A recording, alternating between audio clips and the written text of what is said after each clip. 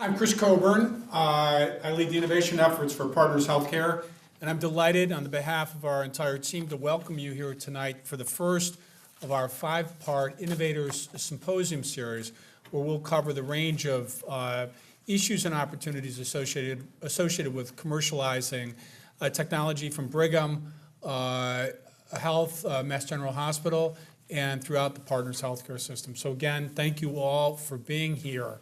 Tonight, our first session is focused on translational support for translational activities from disease foundations. It sounds like a specialized topic, but it's really, we find, very much current with innovators throughout our community, and such an important tool that we wanted to provide this highlight.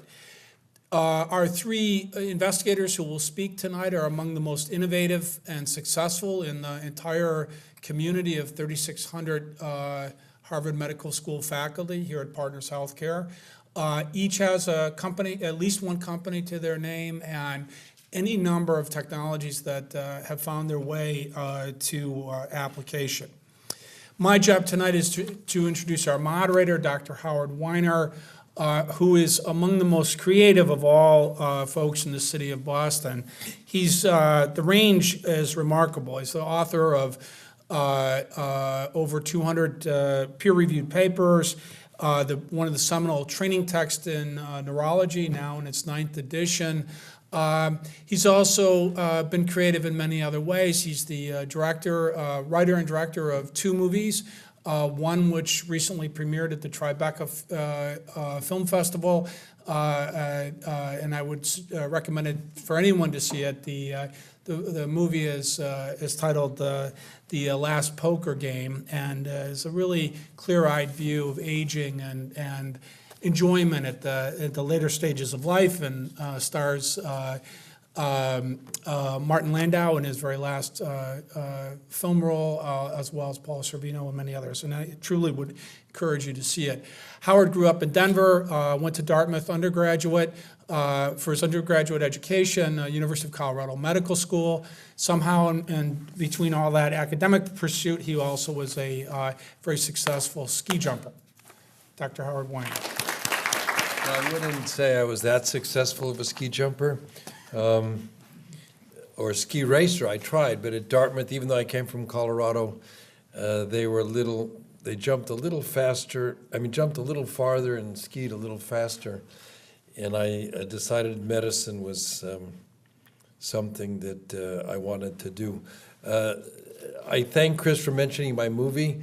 If you want to go look at it in the theaters, it'll come out this winter probably. We have a distributor. It's called The Last Poker Game, and we'll let people know, or you could look online to find out if you want to go see the movie. I can talk about the movie later, offline, etc. So let me say a word about myself and a word about translational research and how we get things done. I went into medicine because I was interested in disease and wanted to find treatments, understand and find treatments for people with disease, as our 2 panelists today. And if you think about research, there's different types of research. There's very basic research, trying to figure out how a protein folds, understanding how a cell grows, etc. And that basic type of research is generally funded by the NIH or other basic foundations. Not that basic research is not important. It's key. Watson and Crick, discovered the double helix, which led to all the genetics that we do. Kohler and Milstein were not looking for monoclonal antibodies when they did their experiment, and it happened by chance. And it ultimately turns to people like myself to apply some of these discoveries and to think about how they can be applied to disease. If you want to cure a disease, now I guess if you're Bill Gates, you could just give a few $1 billion to a particular disease and then hire some people, they could work there. That generally doesn't happen. And when you run a laboratory and want to work on a disease, you have to get funding from multiple sources. One is the NIH. Another is from industry, who are very interested in commercial aspects of a finding. And then philanthropy, which is important, and we're all involved in raising money, et cetera. But one of the central ways that we, as scientists and clinicians, is through foundations. And we're going to talk tonight about foundations. We have a representative of the National MS Society here that we'll talk to. I've spent my whole life working on MS. And foundations generally start because somebody has a disease. And sometimes the foundation is then started because of that particular person, that particular disease. The Michael J. Fox Foundation for Parkinson's disease, because he came down with Parkinson's disease. The MS Society was started by Sylvia Laurie, whose brother, I think, had MS. And virtually all the foundations can be seen to start with someone who had the disease. One of the first foundation grants that I got was from the Koch Foundation. This is the McDonald's family. And the McDonald's family, there were 3 siblings who had, one had MS, one had juvenile diabetes, and one had rheumatoid arthritis. So Ray Kroc established chairs and gave out money in these 3 diseases. So that when you think about the work you're doing and the diseases you study, you should think about a foundation. And what the foundation really wants is to understand the disease for that population. And they have a responsibility to do that. As a scientist, I find myself speaking to lay groups at the foundation. I'll go to the MS Society or whatever, and other people here will talk to other lay groups. So my first foundation grant really was from the Kroc Foundation. Then I got a grant from the MS Society. During the course of my career, I worked in different areas and received grants from other foundations. Some of the work related to diabetes. I received a grant from JDF, Juvenile Diabetes Foundation. Work on AD, I received a grant from the Alzheimer's Disease Foundation. I even got interested in the eye and received some grants related to eye disease. And more recently, working in cancer and received some grants from the American Cancer Society. So I would say to you that when you think of your research, and maybe your research is focused on a particular discovery, a cell, a technology, a genetic finding, et cetera, if you think about how it applies to disease, you can then see what these foundations are interested in supporting. And they will often be very interested in someone who's working in a particular area, applying their expertise or what they found or what they want to do to the disease. You could think of it yourself if you're someone in your family has a particular disease or whatever, and you're trying to help the scientific community solve it, and you meet somebody and they say, well, I'm working on, how cells transform in marmosets or whatever. And then they might say to you, well, could you apply that to Parkinson's disease? Or they might say, could you apply that to cancer? Because my sister has cancer. So that's how that all happens. The societies have different levels of sophistication. They generally build their structure after the NIH in terms of the grants that could be sent in with the classic different parts of specific aims, et cetera, like that. They may have RFAs where they're very much interested in a specific question that they want. They like collaboration. They like groups working with each other. So if you have other colleagues or people in other parts of the country or the world, they often are supportive of that. They generally don't have citizenship requirements. There's certain citizenship requirements for the NIH in terms of getting certain grants, but most of the foundations don't have specific citizenship requirements. They're just interested in research that's being done to help support their disease.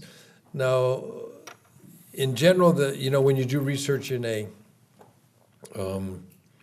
academic institution, there's overhead, and the hospital negotiates overhead with the NIH, which is usually very high.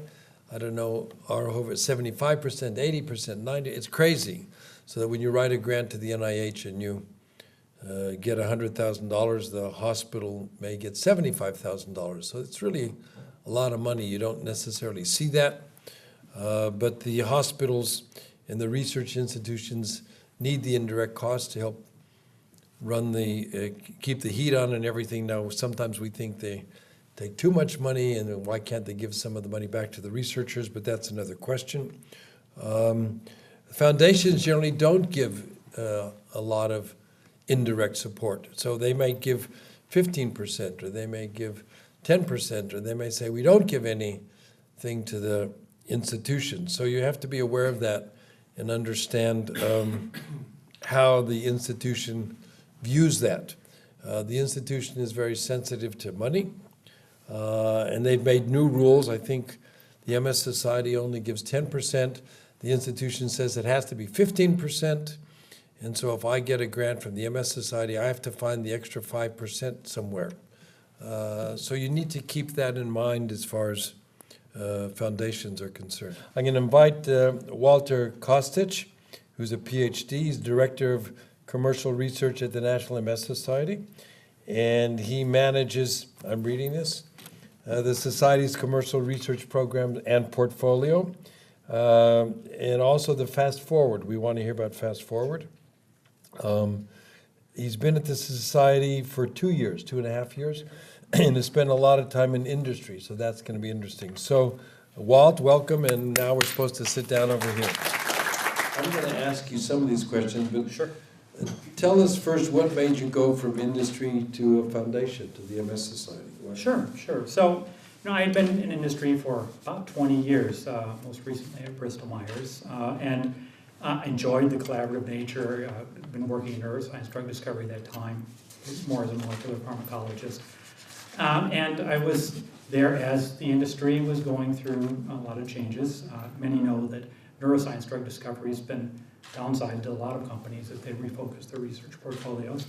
And Bristol Myers, which is where I was at, was one of those. And so it was a moment to think about, what did I want to do at that point after 20 years? Did I want to continue with another company? Did I want to look in new directions? And at that point in time, actually, the MS Society was looking for somebody with a commercial background. Right. I was thinking about some other directions where I could apply my drug discovery experience. And just by chance, my wife had been working with the MS community in her role and for many years and had great interactions with the MS Society. So I thought, well, this could be a good fit. Right. And down and talked with them, and indeed it was. It's been a great 2.5 years. So the MS Society is based in New York. Yes. You live in Connecticut. Yes. So you do it, I guess, electronically or something? Yes. Most of our meetings are remote. We do a lot of teleconferences. So I just make that point, I know, because another person who's a major part of the National MS Society is in Portland, and he also doesn't go to New York all the time or whatever. So that also means as we interface with these foundations, they can be anywhere in terms of what they do. Right. Tell us a little bit about Fast Forward. Sure. Tell us a little bit. I'm going to come to some of these questions, but tell us a little bit what's Fast Forward in the MS Society. So Fast Forward is a wholly owned subsidiary of the Society, and really it came with a realization several years ago, because it started really about 10 years ago, that many small biotech companies, small pharma companies ran into issues, particularly in the late preclinical space, and getting compounds through things like toxicology studies, PK/PD studies, getting scale up, and There was a lot of interest in studies that would advance the disease farther, but in terms of paying for that characterization of compounds, it was harder to find funding. And the society wanted to fill that gap. And so Fast Forward was really designed to do just that. So what are some of the things, if we talk about the society, and I think the MS Society may be similar to other societies as well. I mean, I know the various mechanisms, but I'll ask you about them, you can describe them. So one of the mechanisms is a standard grant application, right? And someone asked about size. So is there a limit? How does somebody, if they want to turn in a grant about MS, do they need to call? Do they need to get an approval? How does it work? Well, so first of all, I encourage you to reach out to the program officers if you're thinking about submitting a grant.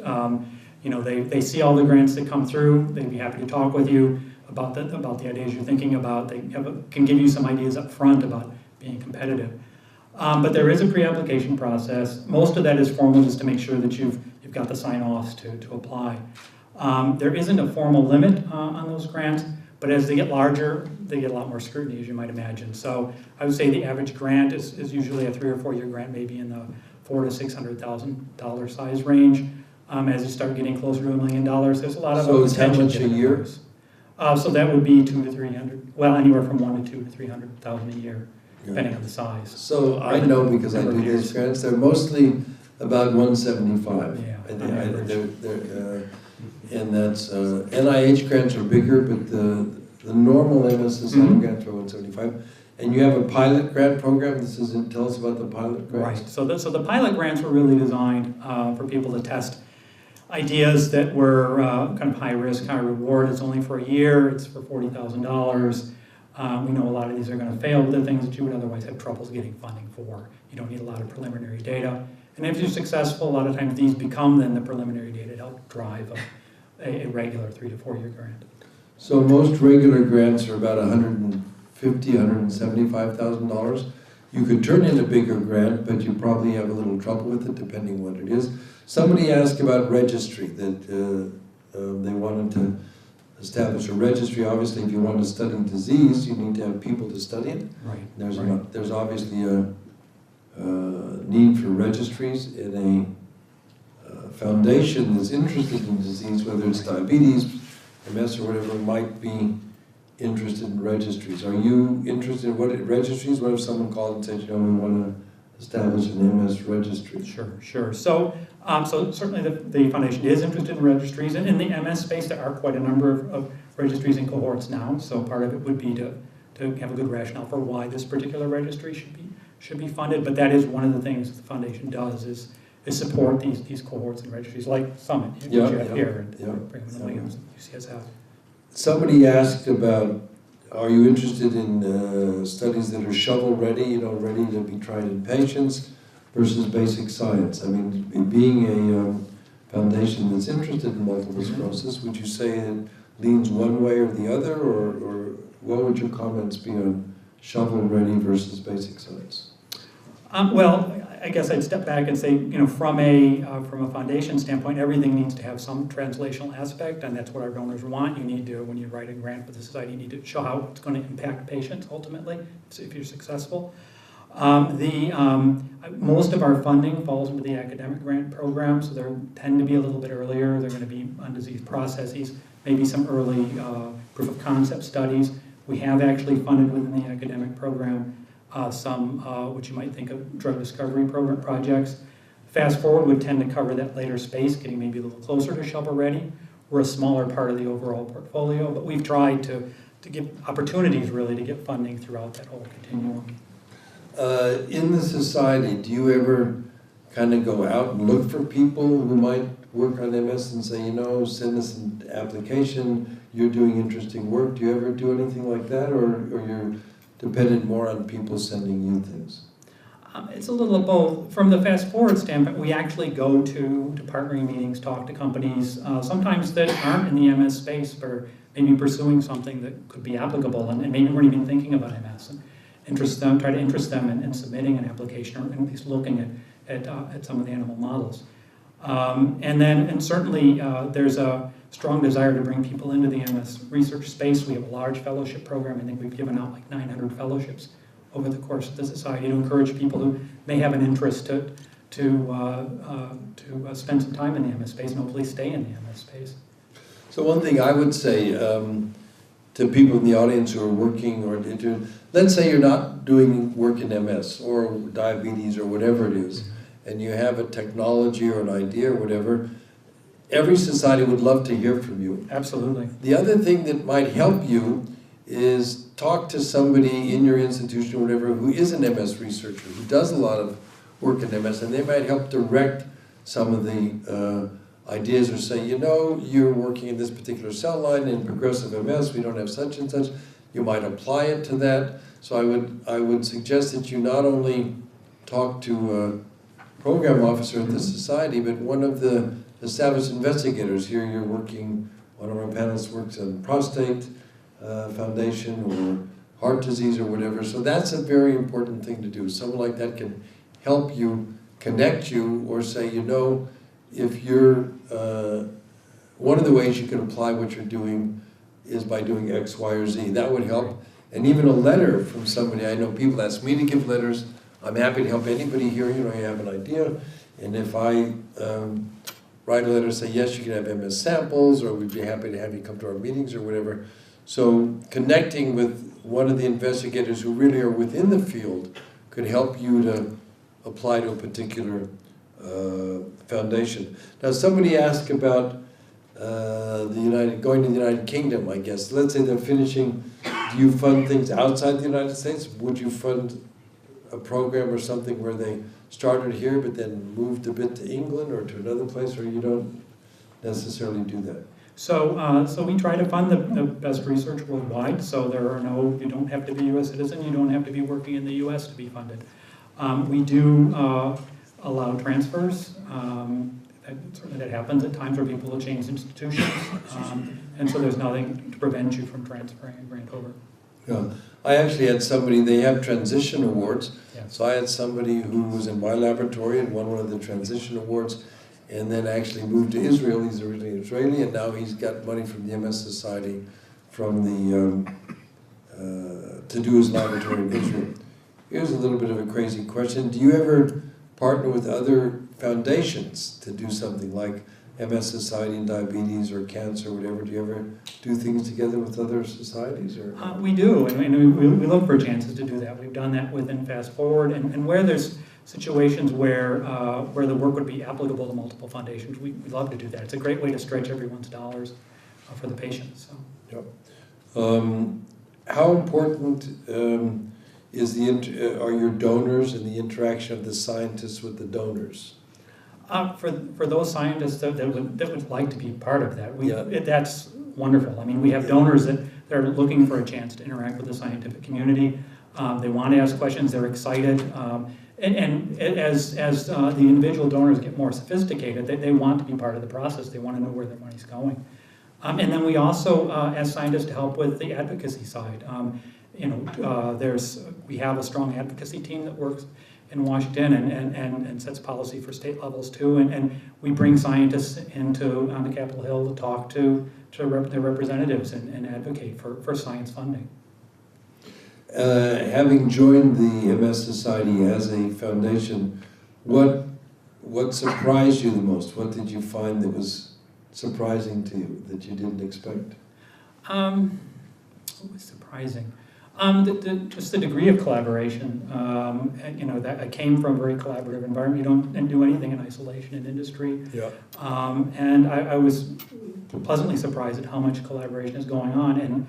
And in the Progressive MS Alliance, International Progressive MS Alliance, is another example where MS associations from around the world got together to tackle really what is the biggest unmet need at this point in MS is new therapies and a better understanding of progressive forms. And basically all of these organizations came together. They're all pitching in funding and selecting research directions and projects to jointly fund. And there's a project here at Brigham and Williams from your lab previously, Frank Quintana, Yep. who's been funded by the International Progressive Alliance. And the other key part about that is they brought in industry as well. There's an industry council that, it's mostly in the pre-competitive space, but they contribute insights. And so you really get all the players at the table as part of this process, which is important. So Walt had mentioned something, there's this, in each disease, there's certain areas that are very important. So one of the big questions in MS is progressive MS. There's two stages of MS. There's relapsing disease, and then people enter a progressive stage where they progressively get worse. And we have treatment for relapsing disease. When I started, we didn't have treatment. We now have a number of FDA-approved drugs for relapsing disease, but there's no treatment for the progressive form. So the MS Society, and I just say this as an example on how you can interface with industry, or I mean with foundations, the MS Society correctly identified this as a big problem. We need to figure out progressive disease. They set up a progressive alliance or whatever. So I think that when you're interested in approaching a foundation, it can be helpful to find out what they're interested in, what are the big questions, what are the unanswered questions that they have, and then see whether you have any ideas, whether you have any expertise, technology, or whatever that can address that, whether it's in biochemistry, immunology, imaging, or whatever. So that becomes very important, because if you can fit into one of the areas that the societies or foundation have targeted, you have a better chance of getting funded.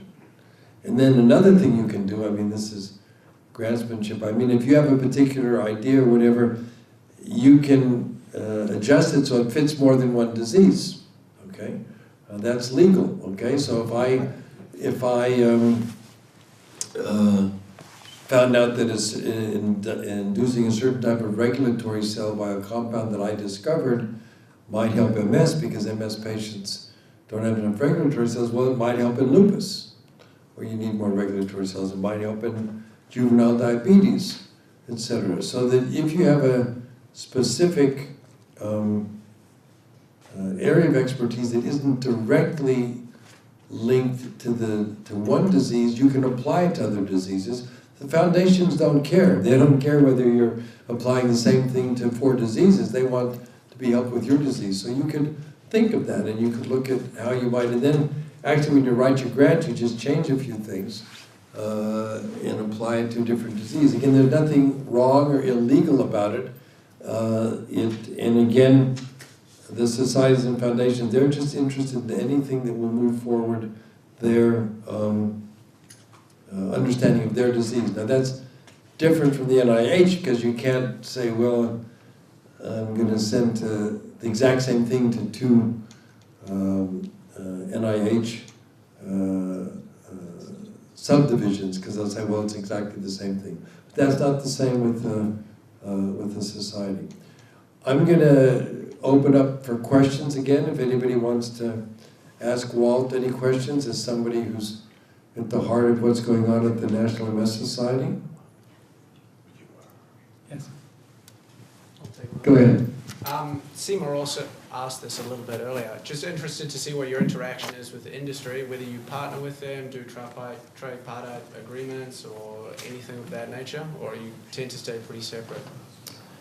So we look for opportunities where there may be chances to work together. Certainly they work with foundations on the non-research side regularly. One of the things we want to do is help our academic portfolio be translated into new therapies. Sometimes that can be, the investigators will start their own companies. Sometimes we're looking for opportunities to share what we've got in the portfolio with industry. And so we have in the past worked with companies and paired them up with investigators that were working in areas that they were interested in and where there was a mutual desire to talk, to look for possible synergies and collaborations there. So we're certainly open to it. We know that industry is an important part of the process for getting therapies moved forward. So where we can, we like to work together. And does that typically happen more towards the development end of the spectrum? You mentioned that you often don't go down where there might be molecules involved or human trials, or the spade end that you mentioned, the shovel. Yeah. For us, certainly from the fast forward side, financial constraints typically prevent us from funding large clinical trials. MS phase 3 trials are very expensive. even if it's true to or beyond typically what Fast Forward can fund. So when we can direct something that's towards that space industry, obviously that's a big help. Most of what we're doing is in that earlier space, and we will actually even fund proof of concept studies, earlier studies. We try to actually balance our portfolio so we have things in different areas and at different levels of development in Fast Forward. Colin? Yeah, thanks, Howard. Walt, thanks for your talk. Could you go a little bit more granular as to how somebody should engage the program officer? Kind of, what sort of, can you cold call? Should you maybe send an email with your resume? Can you give, how is this kind of done the right way? Sure, in some respects? You can do whatever you're most comfortable with. The program officer's contact information is on our website, and they'll give you some sense of which program officers are more familiar with different programs. You're certainly welcome to cold call. You can send an email and just say, hey, I'm this is where I'm located, this is kind of what I'm interested in. Can you give me some feedback about what programs might be appropriate to apply to? And if they look at it and don't feel like they're the right person, they'll actually connect you with the right person and just sort of start a dialogue.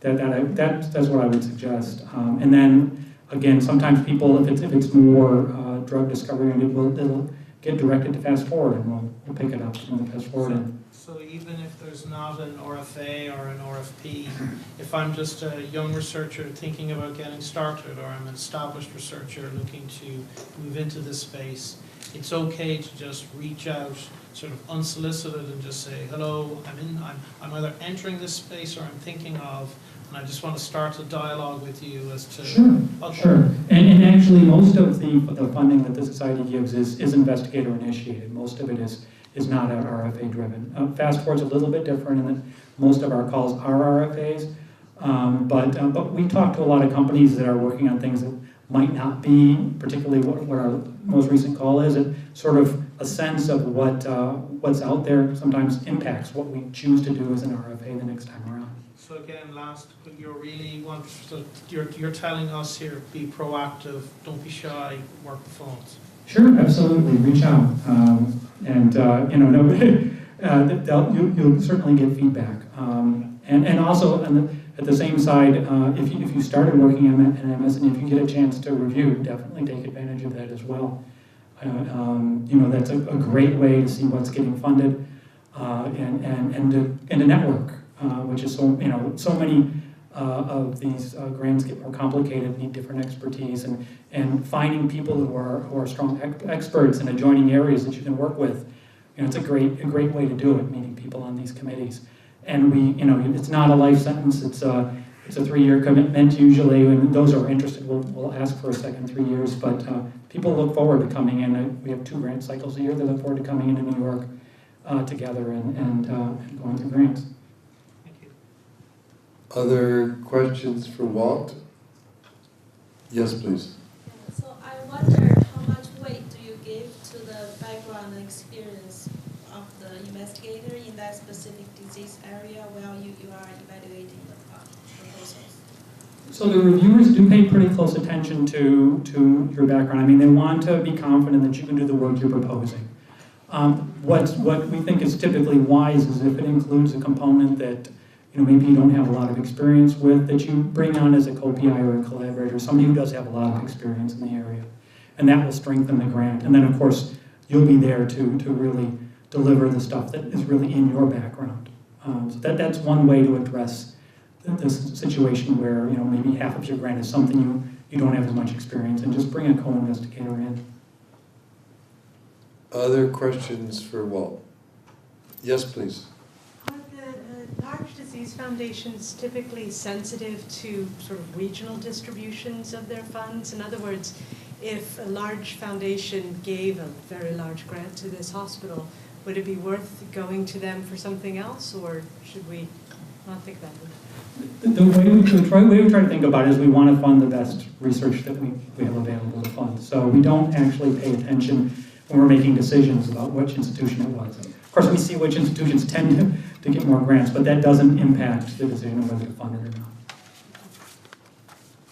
Okay, other questions for Walt? Yes, please. So for your regularly occurring programs, How many applications do you typically receive, and what are your success rates? So varies a little bit by cycle, but we may see something in the range of around 200. Typically, again, it varies a little bit, but maybe 15%. So it's still competitive. Many of our grants are funded on the second go-around. So it's very important to pay attention to the comments you get and work with them. And also another chance, again, about half of the people get their comments back, don't talk to the program officer, resubmit.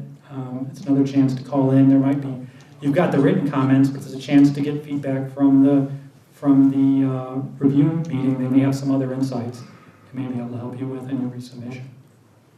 Okay, yes, please. So still go back to that 5% difference. I know the society has 10% indirect, and the hospital asks 15%. Is that something that the foundation can work with the hospital to solve this problem? Because especially this is important for young investigators because they don't have extra money from somewhere, to cover this 5%. Right. That's the policy we have now. Part of that is based on recommendations from the Health Resource Council, and many of the nonprofits are part of that. It's considered part of nonprofit management. We haven't, so that's where it is now. Whether it'll change in the future, I don't know. So what I would say about that, anybody who has a problem with that, you should talk to the head of your department, those type of people, and they generally can figure out a way to do something. Other questions for Walt? Okay, thank you very much. It's great to have you. We're going to move now to our general panel. We have two outstanding researchers and scientists who are going to join us. Dr. Gary Turney, and he'll introduce himself and talk a little bit. And then Dr. Omid Farghzad. Thank you so much for coming. You've had a little flavor of what people are asking, what we're doing, and we want to hear about your experiences, etc., and then give people a chance to ask you questions. So, Gary, tell us a little bit about yourself, what you've been interested in, how you've funded things in your lab successfully, and how you've interacted with foundations. Sure. So I'm a pathologist and an engineer, and my research is making devices that go inside your body that can see cells moving around. And I apply that across a wide variety of disciplines. It's been a very interesting time with me in foundations. I fund my lab through NIH grants, of course, and through industry. I have quite a bit of industry support and philanthropy. But foundations has really become an important arm of how I fund my lab. Right now have 3 foundation grants. One is a large grant from the Gates Foundation, and that's to develop a little device that goes into infants in low and middle income countries that sees the cells of their intestine, because there's a disease called EED, or environmental enteric dysfunction, which is thought to cause most of the malnutrition in the world. And the Gates has a mission to solve this problem, and there has been no way to actually see these cells in the intestine. And, the Gates Foundation, I was giving a talk as part of my research scholars, and there were some Gates Foundation members there, and they saw that. And it's funny because Bill Gates had asked them, isn't there a capsule that can do this thing? And they said no. And then when they saw my research, they saw indeed there was a capsule. So Bill Gates invited me to actually go visit him and show him the capsule, which was quite an experience. So did you get to meet Bill Gates? I got to meet Bill Gates. So tell us a little bit about it. Yeah, so that was really quite an experience. So first of all, the funny thing about it was I gave this talk, and then I didn't hear anything from the foundation for a while. And then I got a call in the summertime that says, Bill Gates wants to see you tomorrow at noon in New York City. And I said, I'll be there. So I dropped everything I was doing, went down there. It was really weird because it was at the Four Seasons, and I guess he must own the Four Seasons. And so you go to this floor, the 5th floor, which actually doesn't really exist. You go to this floor and it's all just sort of this really secret foundation stuff, and there's no room numbers or anything. You just shuttled off. There's like bodyguards everywhere. And then I walked in and it was Bill Gates and one other person, and he started talking to me about capsules and whether or not we could use capsules to look at the cells in the intestine of infants. You know, they had a lot of flub ups. I brought a Mac to show the presentation. My device uses an optical fiber down the middle of it to deliver light, and I said, optical fiber, that's how the internet works. And Bill Gates says, yeah, I know about the internet.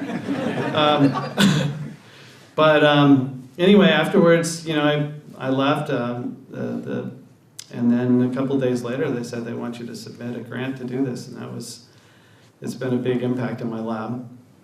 Another example, I think one of my themes is about outreach. You have to get yourself out there. I talk to a lot of patient advocacy groups, and some of my foundations have come through my talks to patient advocacy groups.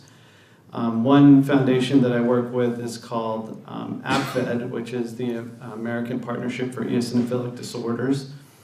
And the goal there is to diagnose a disease using a capsule that counts eosinophils in the esophagus, which is one of the allergic conditions. And I came across that I was just talking to patients in patient advocacy groups, and so happened that one of the patients there, their brother was the head of this foundation called APFED, and then one thing led to another, and now I have a big APFED grant. So that's another example. I also have a grant with the Cystic Fibrosis Foundation, which measures cilia, these little hair-like things that beat. And I got through that relationship through a talk that I gave that ended up in a collaboration with somebody who was on that foundation. So I have also, directly cold called foundations. I'm constantly emailing. But I think getting yourself out there is one really big lesson. I think really just putting yourself out there and talking as much as you can to people, to patients, in any way that you can is one way to get it. And another important thing has been the support that partners given me throughout the process. The Innovation Office has been tremendously helpful. Some of these foundations have interesting intellectual property terms, which vary by foundation, and the innovation has been really helpful in coming up with creative solutions on how to manage that and still keep the hospital and my lab's interest in mind. Also, the development office has been really helpful. For example, in my APFED relationship, they've been there every step of the way, really helping with reports and stewardship. So utilize the hospital resources is another really important lesson. They've really helped me keep those relationships fresh and get more funding after that first grant. So one of the things contained in, you're obviously an expert with these devices and everything. So am I correct in hearing that you've applied it to 2 or 3 different diseases, some of the technology? Yeah, we apply our technology to the lung, to the GI tract, to the coronary arteries. So our imaging devices, we make different probes that can go into different parts of the body, so it's possible to address foundations in different application spaces. So it's kind of you're a perfect example of what I was saying. If the scientist has something, they can take it, they can apply it to different things. Yeah. So, Oma, tell us a little bit about yourself and things you've been doing and what people here might like to hear. Okay, so my name is Omid Farrokhzad. I started a lab called the Lab of Nanomedicine back in 2004 when I finished my training here in Brigham and joined the faculty. Before that, I had done a postdoc at MIT. Can everyone hear? Okay. Yes. Okay. Good. You can hear? Okay. Great. Yep. Okay. Before that, I had done a postdoc over at MIT in Bob Langer's lab, and then before that, I had worked in Danny Oscielo's group at MGH, and then with a period during medical school at Mike Sporn's lab at the NCI. So I was initially trained as a molecular biologist. Then I did a postdoc in a chemie lab, and then I started faculty here. I started the Lab of Nanomedicine, and then most recently, about 2.5 years ago, we had this vision of growing that, or really aggregating the nanomedicine effort within Brigham, And then so most recently we started a Center for Nanomedicine, which is at the Brigham, the BTM building. We're on the 7th floor, so come and visit us anytime. So my lab works on developing a variety of nanotechnologies for medical applications, and this includes, for example, nanoparticles that can target cancer, or systems that can deliver a mechanism to induce gene expression, reduce gene expression, co-deliver drugs, develop vaccines, theranostics that can image and treat disease at the same time, and then maybe detection of disease. Basically, any application of nanotechnology to medicine is fair game. So we're actually therapeutic area agnostic. We're primarily technology hungry. So as long as something is cool, we'll pursue it. My lab was heavily funded by the Prostate Cancer Foundation, and I'll tell you how that started. I would say it was a convergence of luck with luck.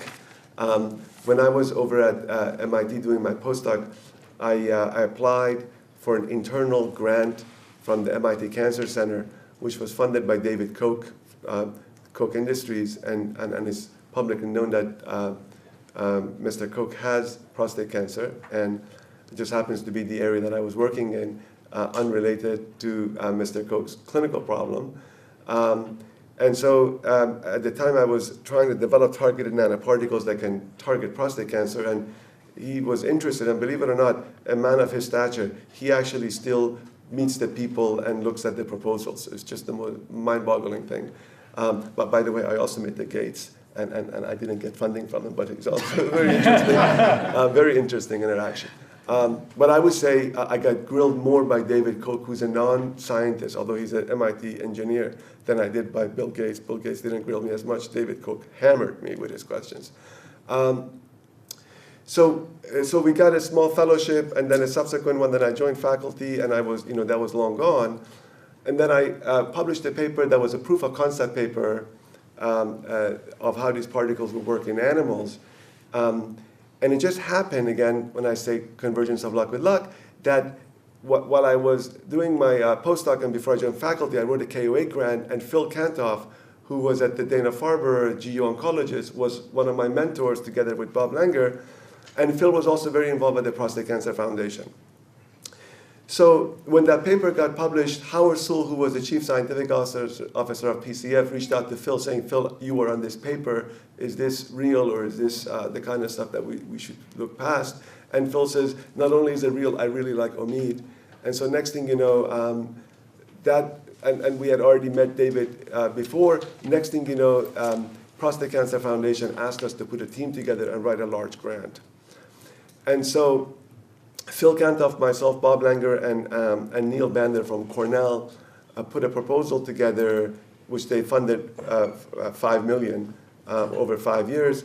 And then 3 years later, we had brought the first targeted nanoparticle into human clinical trials. And that was actually the first example of a targeted polymeric nanoparticle to enter human clinical trials. It just happens to be also for prostate cancer. That they said, you guys have actually met and exceeded our expectation, and we're going to increase your budget. So they increased it in the subsequent years for $2 million a year. And then that actually continued even after the grant expired, but it eventually ended last year. Did you have any extra money left over that you could give some of these people? But Howard, it's interesting because one of the questions they asked was, are we overfunding? Has the circuits reached capacity, or could you guys deliver value? And I always feel that the circuits were not over capacity. What it did for us, though, unfairly, is it relaxed us from looking at the NIH. And that the mistake we made was that, because we were NIH funded, we had grants from the NIH. I would say maybe 50% of the budget in the lab was coming from NIH, and 50% was coming from the PCF. But the thing is, when that suddenly stops, it creates a massive gap, because you can't let go of your headcount. So it actually is a struggle. But besides the Prostate Cancer Foundation, I've also had experience with other foundations, not directly through my lab, but a lot of our technologies that we've developed have actually been translated in the context of companies that were formed on the basis of these. And we've received actually Gates Foundation, not from my lab, but we did get one for one of the companies, and also Juvenile Diabetes Research Foundation has funded us. And then my lab actually really established a very close relationship with the Prostate Cancer Foundation over the years. And one of my former trainees received a Young Investigator Award from the PCF. He's now an assistant professor, R1 funded. And then he later got a challenge grant from the Prostate Cancer Foundation, which is $1 million. And then most recently, what's interesting is the Prostate Cancer Foundation, they've seen us be very involved in technology transfer and technology translation. Very recently, literally 2 or 3 weeks ago, they started an entity called Fulcrum 2020, which is basically a venture firm, a VC fund, that is unrelated to the PCF, but it's all the PCF principals that are running it. And the idea is that now on, when you get a Prostate Cancer Foundation funding, they want to be able to look at that IP and potentially invest in the translation of that. So not only are they funding you academically, but they also want to be involved in pushing those technology forward toward clinical trials. And so that entity is interesting because for the longest time, they've been arm's length from taking any IP or getting involved in any company setting. But apparently their board members have said, look, I mean, look at this Cystic Fibrosis Foundation, and by the way, you know, the Medivation drug was funded by you, and the CTLA-4 drug was funded by you. I mean, they have really funded some of the key drugs that gotten approved, and not just at the innovation in the academic, but also even clinical trial, early clinical trials, and yet they got nothing in return. And those are billion-dollar products that are coming out. And now they're saying, look, our model is still philanthropy. We still want to advance science. But if there is a way for us to create this to be an evergreen fund where we fund the great investigators, they push science forward that help patients, maybe some of that fund then can come back and we can fund other investigators. So if anything, it's a way for them to leverage their capital to help more people. And so they're starting that as well, which is, I think, very exciting from a foundation perspective to be doing that. Very good. So here you have an example, David Koch. He put all this money into prostate cancer because he had prostate cancer. So there's usually somebody who has the disease that starts his foundation and gives money, etc. So I'm going to open it up a little, but I have questions. Well, I'll ask Walt, did they say anything? You want them to apply any of that stuff they have missed? Did you hear anything? In terms of, no, I guess it all, certainly would be familiar with what you were looking at. We are seeing more, now the MS Society does not have a venture fund itself, but we are following other societies. JDRF did one recently, and looking to see how those are being structured. It's certainly an interesting way to think about further funding. Okay, I'm going to open it up to questions of Gary or Omid. Any specific questions? Yes, please. I'm interested kind of for the younger investigators. You often hear, especially at forums like the World Medical Innovation Forum, that first look session. You hear a lot of the younger investigators saying with some nervousness, I do basic research. How am I ever going to translate this for this audience, which is mainly investors? If you left science to the side, what would you pick out of your background and what you've been doing that would help you with the luck, help you with getting exposed?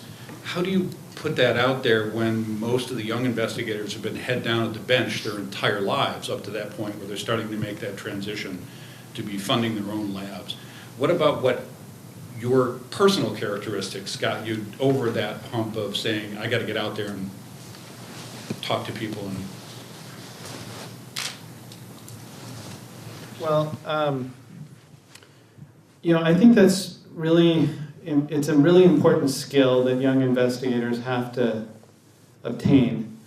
And it's not just foundations, but it's everything, is to get yourself out there. So the first starting point is, you know, going to conferences and talking, right? So that's your first example, and I'm hoping that even the young investigators are doing that. But then it has to grow from there. You know, you have to be able to reach other audiences to take advantage of these other sources of funding. You have to be able to explain, this deals with philanthropy, you have to be able to explain what you're doing to a layperson. And you have to be able to get them excited about, you know, what you're doing. So these are skills that, you know, hopefully these kinds of, seminars and resources at the hospital work towards teaching young investigators these skills. But from the NIH standpoint, you talk at conferences, people in your field know who you are, you get invited to study sections, your reputation grows in the scientific community. But if you want to take advantage of philanthropy, if you want to take advantage to some extent of foundations, you have to figure out and you have to learn how to get yourself out in other areas, not just the scientific community. For me, patient advocacy was the greatest thing. One of the coolest things is talking to a group of patients who are actually have had your drug or device and it's changed their lives. So talking to them about what you're doing, talking to patient advocacy groups that, it's just a fantastic experience. So I really encourage investigators to do that. That's a really exciting way to do it. But really getting those skills and going beyond the scientific community is one way that you can really increase the number of funding opportunities that are available to you. I would add 2 points. One is that, given that the focus of this panel really is to help the young investigators, I just want to add to how the Prostate Cancer Foundation approaches it. So first of all, the PCF funds about 20 to 25 young investigator awards. And as part of that training, it is really more than just mailing a check, from California to your lab. You really become part of a community, part of an ecosystem. And it isn't just about letting you, in your early career, get mentored in science, but it really is letting you in your early career learn how to become a successful PI, ideally in their mind, with some interest in Prostate Cancer Foundation. And so I've seen that they've created panels and sessions specific for the young investigators, geared toward translation, toward starting new companies, consulting, etc. And the one thing, in fact, I reached out to them. I talked to Howard Sewell, who's their chief scientific officer, just today, and I said, Howard, I'm going to be on this panel. Is there anything that you want me to say on the panel that you think is important from the PCF? And Howard said, Omid, the one thing that I want you to really convey to them is that they need to feel comfortable, the young investigators, to reach out to me and talk to me even before they send their application out. And I said, Howard, be careful what you ask for. So you want people to really reach out to you and talk to you? He said, look, last year I spoke to 300 people. By the way, they funded 20 to 25 young investigators. Their funding rate is 10%. So my guess is that many of those young investigators actually reached out to Howard. And he is an extremely personable guy. So to talk to him and to really consider him to be a guide in applying for those grants. And the second thing he said to me, he said that the other thing, Omid, is that at the end of the day, we all have our biases. And the Prostate Cancer Foundation operates from a distance, as you look at it, almost like a club with very tall walls that is tough to break into. And how do you become a member of that club? Because being a member of it is very elite. These guys back each other up. But how do you get into that? How do you break into that wall? How do you get into that club? And Howard said, look, we all have our own biases. The second thing that I want you to say to the panel is that having a great mentor is critically important. And that if you happen to be in a lab and you want to apply to the PCF, and it isn't one of the labs that traditionally is tied closely to PCF, then get a second advisor or a second mentor or a collaborator. But really tie yourself to the community. And at the end of the day, they like persistence. He gave me an example of someone who had applied 4 years in a row and finally got a Young Investigator Award, and that person went on to get a Challenge Award. So his view and his opinion is that that one of the things that they're very proud of is, in fact, their young investigators. Their CEO, Jonathan Simon, is a former young investigator of Prostate Cancer Foundation, from 25 years ago. Phil Kantoff, who was my mentor, a former young investigator from the Prostate Cancer Foundation. So many of the young investigators from Prostate Cancer Foundation actually become, it's a sure way to become part of that club. You get invited to the retreat every year at their expense, at their cost, and it's really a wonderful organization. and really deep, great science. Okay, did he answer your question about what his personal qualities were that allowed him to succeed? Wasn't that part of your question? That I didn't do, by the way, Howard. Okay, So what do you think, you know, so like if you're talking sports, you could say, well, I made a team because I can run faster, I can dribble to the left, or I can whatever, you know, I got good peripheral vision. And I don't know whether, Gary, you answered it directly. What do you think some of the skills you had, either you developed them or you were born with them, that allowed you to succeed in this? So it's mentoring. Look, I mean, I did my postdoc at MIT in Bob Langer's lab. And for those of you guys who know Bob Langer, he started about 30 companies. And the irony is that before I went to Bob Langer's lab, I always liked business. Look, when I finished medical school, I almost didn't do a residency because I interviewed at Goldman Sachs. So for me to have done business wasn't totally odd. I liked it. I also went to MIT Sloan School and got an MBA. But those weren't the reason I did companies. I liked the translation part of it, but I liked science more, which is why ultimately I didn't go to business. I stayed in science. And even though I'm clinically trained, I'm 100% scientist. So I run a research center now. I don't do any clinical medicine, and I've never taken an operating job in a company. But I've liked it. And because I've liked it, I've read the news about it. I've gone to meetings. I've met investors. I've met operating guys in companies. And I happened to pick a mentor who was very good at doing that. Now, the thing is, Harvard has many serial entrepreneurs. George Whitesides has done probably as many companies as Bob Langer have, maybe a little bit less, but about the same number. And if you look at just Brigham and MGH, significant number of serial entrepreneurs who've created very successful companies, including, for example, gene editing company CRISPR. I mean, I'm talking about a really hot area. So if you're looking for that advice, it exists. It's called the Innovation Office. There are a lot of expertise within that organization that can help a young investigator think about the intellectual property, think about ways to access the thought capital in the broader Boston community. I happen to have done that. So I hear mentor, I hear getting out and not being afraid to talk to people. Gary, what do you think some of your talents or qualities or whatever that have allowed you to succeed? Well,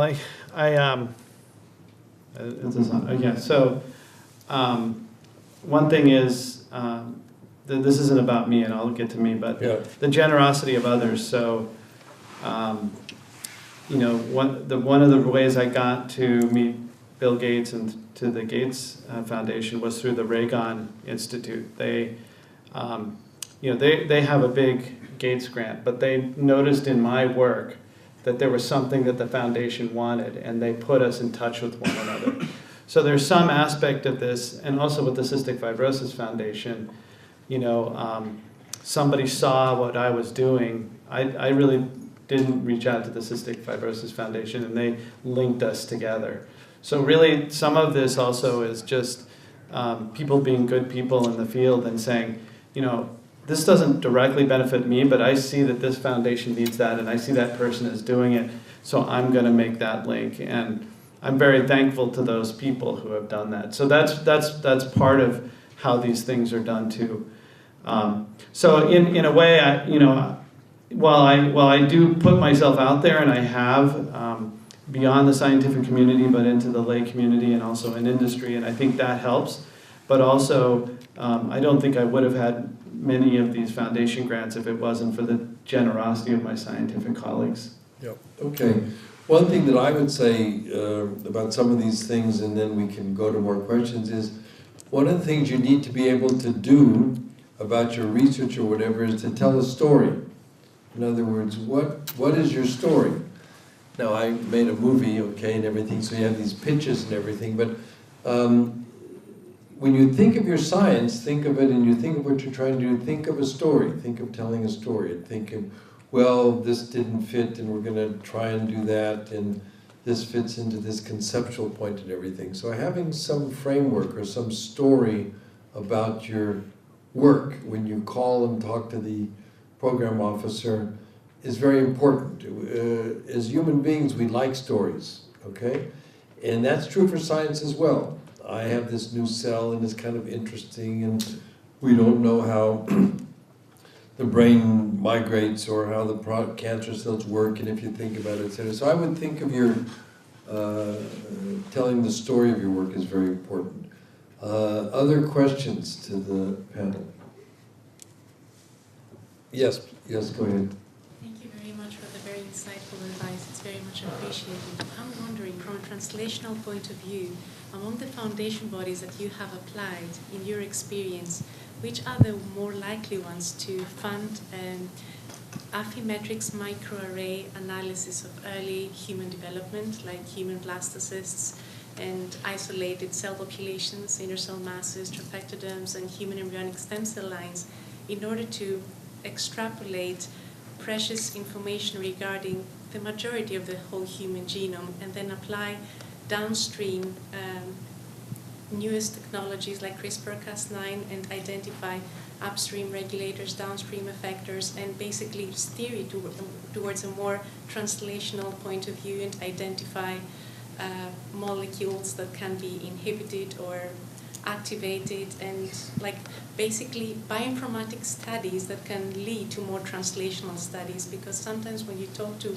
people and share your story and your goals, they tell you, I want something that is going to give me fruits, translatable fruits right here, right now, but you need to process like precious data. For example, to steer like a particular disease phenotype, you can utilize PGD screened embryos that are positive for that particular disease, and utilize those embryos and do like a whole genome analysis using those microarray data, and then fund and basically develop further studies on those precious data. So how feasible is it to fund this kind of study in order to generate more revenue and more data in order to create additional?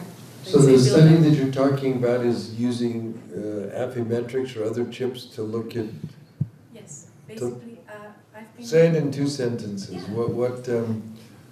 I'm a postdoctoral fellow for Harvard Stem Cell Institute, and I'm working with Professor Doug Melton. I've been working with him to basically try and develop treatments for type 1 and type 2 diabetes. So I have a precious collaboration with the UK and UCL and the University of Manchester, where I can have access to PGD screened embryos that are positive for type 1 and type 2 diabetes. And I can use these embryos to basically isolate their genetic material. So you're talking about embryos, so that your question is which society would be interested? I mean, if it relates to diabetes, I would think... JDRF, for example. Yeah, they would be interested. Okay. If it relates specifically to JDR. Yeah. If you're talking about development or something related to the brain, even on autism or those type of societies, and then obviously I can have access to PGD screened embryos for a whole range of diseases, so I can help a range of diseases, which is precious. So I've been voicing that towards my collaborators. The other thing that I would say in terms of your question, what we've heard is that you shouldn't be shy. You could call some of these societies and say, I have this resource. Yeah. You could call the MS Society. You could call any of the societies and say, I had this particular resource, could we use it for your disease or whatever? I think that would be a way to start. Colin. Yes, thanks, Colin. Maida and Gary, for your very, very interesting. You've obviously both you're very entrepreneurial and sort of thinking, for want of a better word, a few chess moves ahead. In relation to the intellectual property and technology transfer components of the grants that you're receiving from foundations, did you work completely with innovation? Did you kind of teach yourself? Could you talk a little bit more about how you achieve that higher level of sort of knowledge? If I understand your question, is the intellectual property considerations that are specific to foundation grants? Yes. Right. So I think that's worth discussing. I think it's an important topic. Many of these foundations have, tweaks that they have on their contracts that need to be managed with innovation. The Gates Foundation, for example, has something called a global access policy. And what the Gates Foundation is concerned about is that you don't license your technology to some company, and then they fund all of this research, and then they find out that they can't access that technology to serve those vulnerable populations that they're trying to serve. So this is a really wonderful experience I had with Rebecca Lisfield in the licensing office, and we worked together to come up with a solution that worked for the Gates Foundation and also worked for the hospital and innovation. But that's a very specific example. It's been alluded to before that many of the foundations are starting to throw a few little strings attached here and there. So, I think Cystic Fibrosis Foundation has a couple of strings attached. One of them, I believe, is regarding equipment, and then they want some oversight over the commercialization of some of these things. And Omid mentioned that some are even more proactive than that. I think the Innovation Office is really experienced at this, and my advice would be to work with the Innovation Office to try and come up with a plan that works for both the hospital and the foundation. I would say every foundation that I've come across has had a slightly different story, but it's becoming more and more rare that there's not some issue that innovation needs to deal with on the foundation contracts. Do you go in advance of your proposal? So in other words, are you being proactive or reactive to the contract that the foundation is given?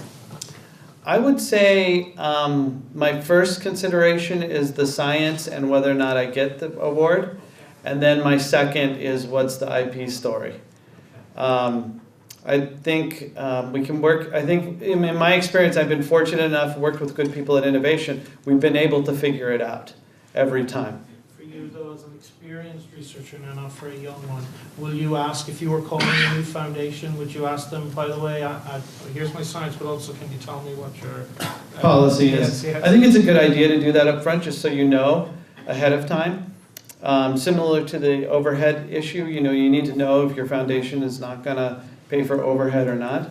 So I think trying to get information about the award ahead of time is a very good idea, but I wouldn't use that information to block yourself or discourage yourself, because oftentimes these things can be worked out. So I would maybe slightly differ with Gary on one front, which is, especially for a young investigator award, I think what they're looking for is a hunger for science. And while I think it's really important to become educated in tech transfer and licensing and IP issues, I think if you're getting a shot to have a conversation with a member of the foundation, that learning about science and making that connection is a more important thing than talking about commercialization and IP. Because as a young investigator, you are exploring some fundamental basic that is so far away that if that is really a consideration, in their mind, it doesn't leave the pure cultivating the next person who's going to cure this disease kind of a mentality. So my advice would be for a young investigator not to do that.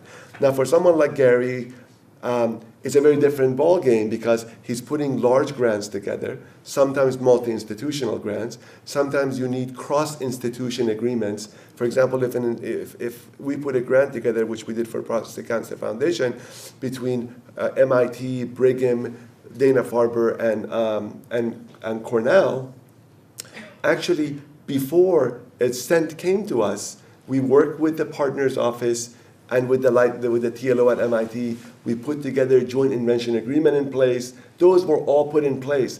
But the decision to fund us had happened long before IP came up. IP came up as part of, let's check the boxes to make sure we're all aligned, so that if our funding results in something spectacular, that the institutions don't stumble on each other. So that it was a later event, not an upfront event.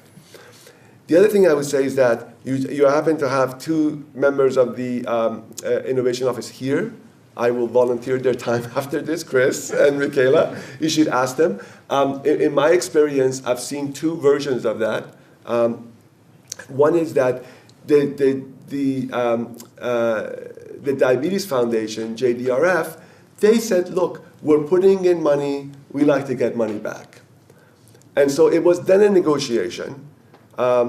And they said, we put in money, if it ever gets commercialized, we'll get 5 times our money back. And if you think about it, an early stage technology may get to a commercialization 10 or 12 years down the road, if you then do the probability and discount the probability of event, it's such a low probability event that frankly, it's fair game if they want to get 5 times their money back 10 or 12 or so years later. In the case of the Prostate Cancer Foundation, they said, this is only for science, we want to have nothing back. And so there was no IP constraints for them other than making sure that the institutions were aligned on translation. Okay, one last, we have to wrap up. We'll give everybody a chance to say a word or two. Quick questions? Go, yes, right here. A lot of foundations have need to write a letter of intent, and I've written a lot of letters of intent, but I've never got invited to do a full proposal. I was wondering, like, what are they looking for in the letter of intent? How'd you get the? Question is letter of intent, and this person didn't get invited for a full proposal. Why not? Right. So we don't do a lot of letter of intents for most of our programs, but it really is capturing really crisply in that short amount of space you have something to really excite them about what you want to do, and you typically aren't going to have a whole lot of space to work with. As I said, though, most of our proposals are investigator initiated, and you really the first look.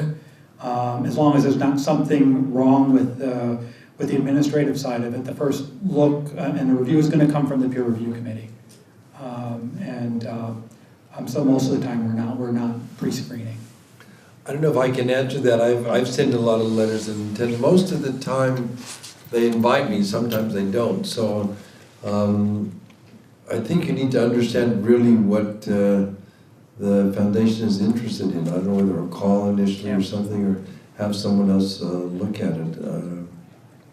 I just sent in one that I didn't get invited. They said it's a little too early. We think it's a little too early. Another one I got invited to send it in. I guess the other thing too is I'd ask them too. Or reach out and ask, if they give you some feedback as to why they didn't. Was there a question over here? I thought, yes. Do you have any advice for working with the foundations post-award relative to NIH? Say, like NIH R01s, they're very hands-off, cooperative agreements, they're very involved. What can you expect with the typical foundation? So I mean, I don't think this is unique to foundations, but communication is really, really important. I think, interesting, the Gates Foundation operates sort of like a hybrid between philanthropy and industry.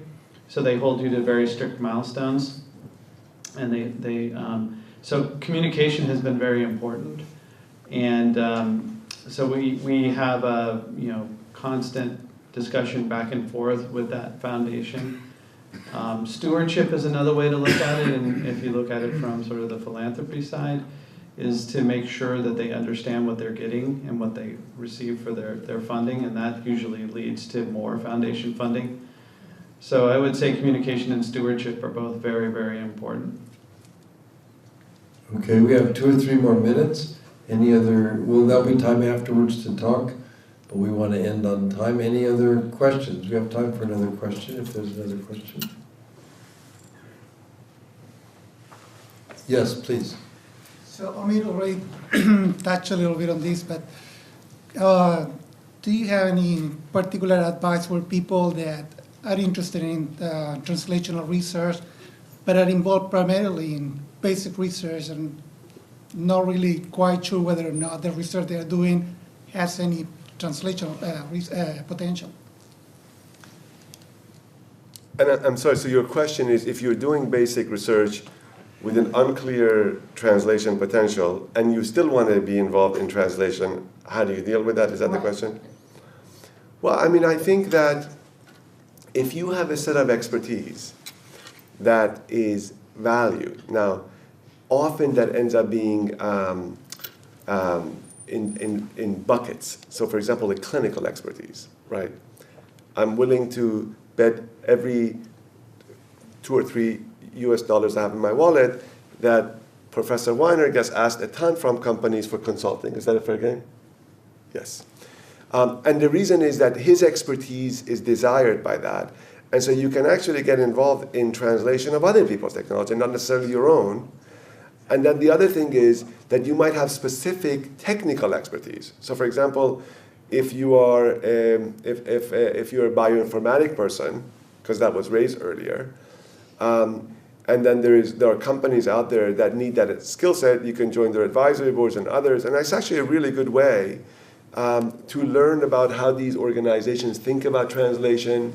So I would encourage you to explore potentially joining scientific advisory boards of companies, and it will give you some exposure to how things get done beyond what goes on in your own lab. And then it may actually give you a perspective that, wait a minute, while I didn't think this was commercializable, if I did X, Y, and Z, it actually could be. Or by pairing what I have with what goes on in Caltech or somewhere else, maybe together it becomes something interesting. So you begin to think along those lines. And I think, Gary said it well, you just have to put yourself out there and just get yourself exposed. Bits and pieces of information that you hear may make your mind, the light bulb go off, and you'll figure it out.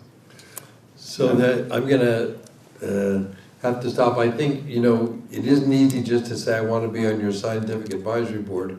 I think that a partial answer to your question is talking to people in the foundation about how your basic work might be applied. I think that's very important, and then talking to mentors or other people to see how it could fit. So anyway, I want to keep on schedule. And Chris, are you going to say a couple words? Yeah. So many thanks to the outstanding panel and to our moderator. And we're going to have just a really brief wrap-up, and we want to invite everyone to the reception afterwards. I also want to thank the several members of our team, many fine members of our team who are here. So. And one of them, Seema Basu, is going to wrap us up here. Seema is head of our Open Innovation Initiative and a market sector leader in our office. Thank you, Seema. Thank you. So I will echo what Chris said. Thank you very much for sharing your insights. And I want to tell the audience, I want to recap some things here that were very important that this panel said. Starting with what Gary said, put yourself out there. And what Ross said, it might have to be a second round when you actually get your grant funded. Listen to the feedback, try again, and make collaborations. Because maybe you don't have all the answers, maybe you don't have all the technologies, maybe you're a basic researcher and there's a person a clinician somewhere down the corridor that you can collaborate with. Even if you have to collaborate across institutions. In our institution, we have the Reagan Institute, which is the Institute of Harvard, MGH, and MIT. And Gary mentioned generosity of others. Reagan is probably one of our institutions that has foundation money from Gates, etc., from years. So we have wonderful working relationships with most of the foundations. And there are challenges, which were highlighted, right? Which is operational, which is overhead. Sometimes it's IP. But like I said again, we have experience. Our office can work with you, especially on the IP, and work with the foundations, which are very reasonable. They're trying to meet their mission, just like we are. Have to find common ground and do it in time for it to work for your project. So I want to say thank you again. Thank you all for making the trip here.